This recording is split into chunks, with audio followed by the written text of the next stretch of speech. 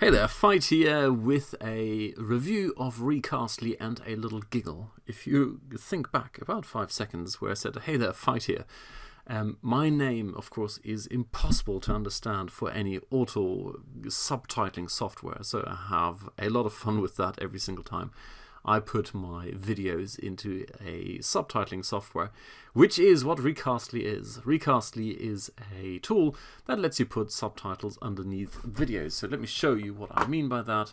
Here is one I created earlier. This here is a video you may or may not remember. I did a little case study on why customer experience is very, very important these days.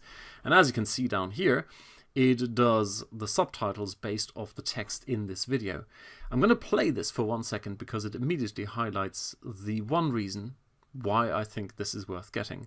And that is when you look at the actual subtitles, which, by the way, I didn't style. I just went with the default. As a result, it kind of looks a little bit odd, black on black or black on grey. Of course, in practice, you kind of need to adapt these to your actual video, which I didn't do. But the big reason why I think it's worth getting Recastly, if you're doing videos, of course, is that you have subtitles that appear word by word, like, high quality video sales letters. Instead of having the whole sentence there in one go, they appear word by word. So I'm just going to play this here for a couple of seconds so you see what I mean by that. I'm not suggesting it's a bad business. All I'm suggesting is by the way, I did not edit these at all, and I'll get back to the quality of these auto-generated titles in a second. But I hope you see how this is far more appealing than the whole sentence appearing at once, which is what happens when you, for example, use the auto tools in YouTube, etc. Now, okay, let's put this to the side. The actual software is stupid simple. You create a project, you then, demo for a list. You create the project, and then you have more than 2 options. You have several options, but really it is all about selecting where do you want to get your video from. YouTube, for example. Now I can already tell you, I've tested this. When you go and take a YouTube video, it actually gets the subtitles from YouTube. And when you upload it from your computer, they do some magic in the background and generate their own subtitles. The quality is very similar.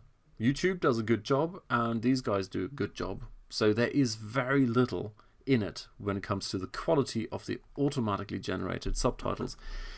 Where Recastly shines, or that would be the main reason for Recastly, is that the subtitles, as I've shown you, appear one by one, plus you can actually burn them into the video.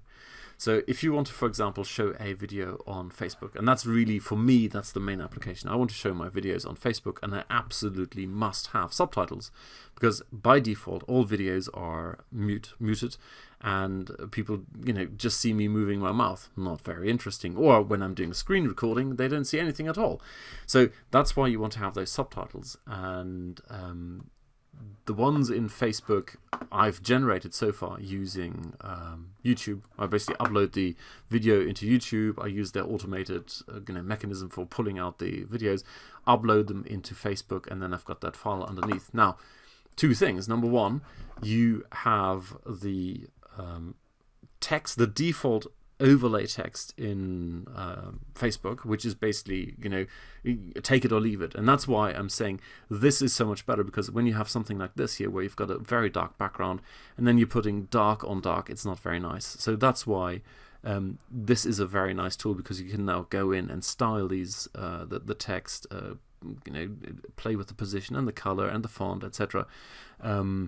So that's the main reason. Plus, it's burnt in one go. So if you then want to go and deploy that video in several places, and whatever way you want to get it out there, whether you're using one of those video syndication services, or you want to upload it to YouTube and to Facebook, etc., etc., etc., you might as well do the work once, have it done properly, one nice transcription, all the bugs ironed out, and then you do a very nice presentation. You put it in exactly the place you want, exactly the font you want, exactly the color you want, And then it's done. You don't have to worry about having to look at it again on Facebook and again on YouTube just to make sure the colors are right and it's in the right place and it shows at the right time, etc., etc. So there you go. It's in the sense of the actual translation. When you upload it from your computer, it takes a few minutes. When you do it from YouTube, it's almost instantaneous. The quality is very similar to what you're getting with the free YouTube tool, so that should not be your main decision. The main decision really is, do I want to have the words appear one by one, like here? She really is as good as she said, like this, or do I not care? And if you don't care, the second question is, do you want to have the ability to configure these and make them nice and colorful, etc. Actually, let me see if I can show you. Video ready to download. I want to go and edit this. And subtitle designer. Let's see if I can jump straight in there. Yes, I can, and here we go. So you've got all these different things here, and you can, of course, if you wanted to, you can go with the old style. But I really like this word by word. And then you've got the different subtitle templates. Let me see if I can move everything up here so you can see it. So you can, there you go. Grab a different, Poppins Light, whatever. It's actually quite nice. I like Poppins. Whatever Poppins Light means. Let's go for Quicksand. Why not? Oh, actually, I've chosen quite nice fonts there. Easy to read. You can play with the watermark. You can play with the font size for. This one is not going to be so good because it's too big. But you get the idea.